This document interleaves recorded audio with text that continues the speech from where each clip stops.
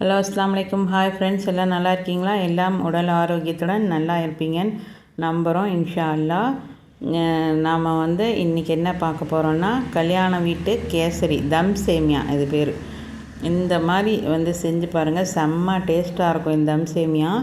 இது எங்கள் வீட்டுங்களெல்லாம் டிஃபனுக்கு வைப்பாங்க. இந்த தம் சேமியா கல்யாணத்தன்னைக்கு வைப்பாங்க, செம்மையாக இருக்கும். இதில் கேசரி கலரும் போடலாம், இந்த எல்லோவும் போடலாம். ரெண்டுமே நல்லா சூப்பர் டேஸ்ட்டாக இருக்கும். நம்ம சேனலை பார்க்குறதுக்கு முன்னாடி எங்கள் சேனல் லைக் பண்ணுங்கள், ஷேர் பண்ணுங்கள், சப்ஸ்கிரைப் பண்ணுங்கள், கமெண்ட் பண்ணுங்கள். சப்ஸ்கிரைப் பண்ணியிருந்தீங்கன்னா ரொம்ப தேங்க்ஸ். அதுக்கப்புறம் இன்னைக்கு சண்டேனால் இந்த ஸ்வீட் செஞ்சோம். எங்கள் வீட்டுக்கு கொஞ்சம் கெஸ்ட்டெல்லாம் வந்திருந்தாங்க, அவங்களுக்காக செஞ்சது. இது ஒரு 2-3 நாளைக்கு கூட நீங்கள் வச்சு சாப்பிட்லாம், செம்ம டேஸ்ட்டாக இருக்கும். இன்னும் நல்லா 2 நாள் ஆனால் கொஞ்சம் ஆறி போய் நல்லாயிருக்கும், அது இன்னும் டேஸ்ட்டாக இருக்கும்.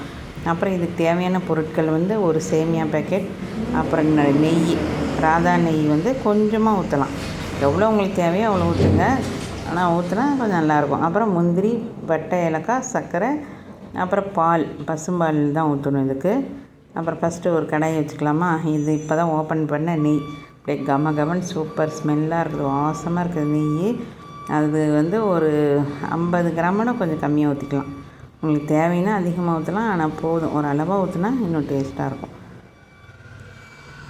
அப்புறம் 2-3 பட்டை, ஏலக்காய் அதெல்லாம் போட்டுட்டு வாசனைக்காக. அப்புறம் முந்திரி, உடச்ச முந்திரி தான் வாங்கியிருந்தேன், அதவே போட்டுக்கலான்ட்டு அப்புறம் கொஞ்சம் போட்டாச்சு. ஒரு 50 கிராமில் பாதி, 25 கிராம் இது போட்டிருப்பேன். இது ஃபஸ்ட்டு போட்டு நல்லா கோல்டன் ப்ரௌன் ஆகிற மாதிரி வறுத்துட்டு இது எடுக்க வேண்டாம், அதிலே விட்டுறலாம். அப்படியே விட்டுட்டு அதுக்கப்புறம் நம்ம என்ன செய்யணும், அதிலே பால் காய்ச்சி ஆற வச்சுக்கலாம்.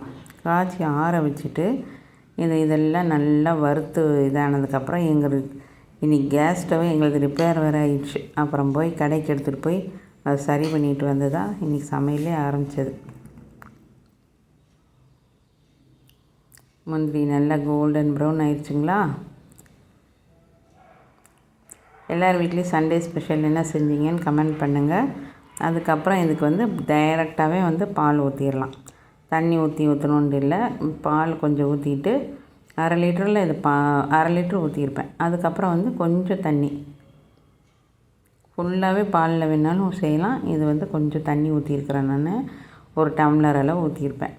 ஊற்றிட்டு அதுக்கப்புறம் இதே இன்னொரு ப்ரௌன் கலர் ஒரு சேமியா இருக்கும், வறுத்த சேமியா வரும், அந்த பேம்பினோ சேமியாலேயே கொஞ்சம் லைட்டாக கேசரி கலர் போட்டோம்.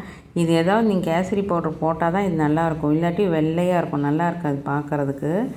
இந்த மாதிரி ஆரஞ்சு இல்லாட்டி எல்லோ ஏதோ ஒரு கலர், ஃபுட் கலர் போட்டிங்கன்னா நல்லாயிருக்கும், லைட்டாக போடலாம். அதுக்கப்புறம் இந்த ப்ரௌன் கலர் சேமியா சொன்னேன் இல்லையா, அந்த மாதிரி வறுத்த சேமியா செஞ்சிங்கன்னா இன்னும் செம்ம டேஸ்ட்டாக இருக்கும், நல்ல மணமாக இருக்கும். அதுக்கு என்ன செய்யணும், நம்ம பால்கோவா ஆட் பண்ணி செய்யணும், அது இன்னுமே செம்ம டேஸ்ட்டாக இருக்கும். அதை இன்னொரு நாளைக்கு இன்னொரு ரெசிப்பியில் செய்யலாம். அதுக்கப்புறம் இது இப்போ சர்க்கரை போட்டுறக்கூடாது. ஒவ்வொருத்தரும் தண்ணியிலே சர்க்கரை போடுறாங்க, அது எப்படி வேகும்னு தெரியல, அதே சர்க்கரை பாகு மாதிரி ஆயிடுது. அப்புறம் எப்படி இது ரவை கேசரி சேமியாலாம் போடுறாங்கன்னு தெரியல. அதனால் நீங்கள் அந்த தப்பை செய்யாதீங்க. இது பாதி முக்கால்வாசி வெந்ததுக்கப்புறம் தான் சேமியா. அதுக்கப்புறம் நீங்கள் சுகர் ஆட் பண்ணணும், ஃபஸ்ட்டே போட்டுறாதீங்க. நல்லா கலந்து விட்டுட்டே இருக்கணும். அதுக்கப்புறம் கொஞ்சம் சிம்மில் வச்சு மூடி போட்டு வச்சிடலாம். மூடி போட்டு வச்சதுக்கப்புறம் இது முக்கால்வாசி வெந்துருச்சு. அதுக்கப்புறம் நம்ம சர்க்கரை இந்த கப்பில் ஒரு 3/4 கப்பு தான் போட்டேன். அதுக்கே ஸ்வீட் சரியாக இருந்துச்சு. அதிகமாக போடாதீங்க, இப்போ எல்லாம் சர்க்கரையே சாப்பிடக்கூடாதுங்கிறாங்க. இருந்தாலும் சில ஸ்வீட்லாம் இந்த சுகர் வச்சு செஞ்சால் தான் நல்லாயிருக்கும், எல்லாத்துலேயும் வெல்லம் போட்டால் நல்லா இருக்காது. அந்த மாதிரி கொஞ்சம் ஒரு கம்மியாக போட்டு யூஸ் பண்ணி செஞ்சுக்கலாம், இது ஒரு டேஸ்ட்டாக இருக்கும். இந்த மாதிரி முந்திரிலாம் போட்டு செஞ்சு கொடுத்தா பிள்ளைங்களாம் எப்படி சாப்பிடுவாங்க லீவ் நாளையில். இந்த மாதிரி சண்டேயில் செஞ்சு கொடுங்க, குழந்தைங்களாம் நல்லா சாப்பிடுவாங்க. அதுக்கப்புறம் ஆயிடுச்சு, இது அவ்வளோதான், ஆஃப் பண்ணிடலாம். சிம்மில் வச்சு ஆஃப் பண்ணிட்டோம், சரியாக போச்சு பாருங்கள். தண்ணி ஃபுல்லாக வற்றி சேமியாவும் வெந்துருச்சு. அதுக்கப்புறம் நம்ம குக்கர் ஆஃப் பண்ணிடணும், அடுப்பை ஆஃப் பண்ணி விட்டுறணும். ஆஃப் பண்ணிவிட்டு அதுக்கப்புறம் ஒரு பிளேட்டில் சர்வ் பண்ணி வந்த ரிலேஷன்ஸ்லாம் கொடுத்து நாங்களாம் வந்து எல்லாம் சாப்பிட்டோம். செம்மையாக இருந்துச்சு, டேஸ்ட்டாக இருந்தது. அதுக்கப்புறம் எங்கள் பாப்பா வந்து ஐஸ்கிரீம் வேணுன்ட்டு அப்புறம் வந்து போய் அவங்க அப்பா கூட போய் இந்த ஐஸ்கிரீம் வாங்கிட்டு வந்துச்சு. இந்த பிரெட் கஸ்டர்டா என்ன பேர் எனக்கு சரியாக தெரியல.